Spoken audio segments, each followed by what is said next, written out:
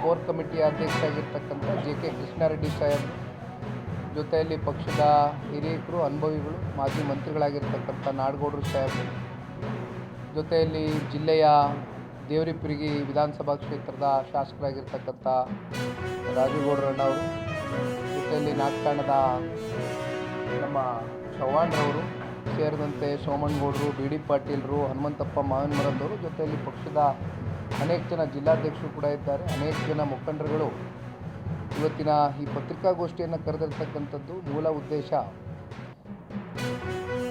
ಹಾಸನದಲ್ಲಿ ಜನತಾ ಸಮಾವೇಶ, ಮೊದಲನೆಯ ಜನತಾ ಸಮಾವೇಶ. ನಮಗೆ ಬಹಳಷ್ಟು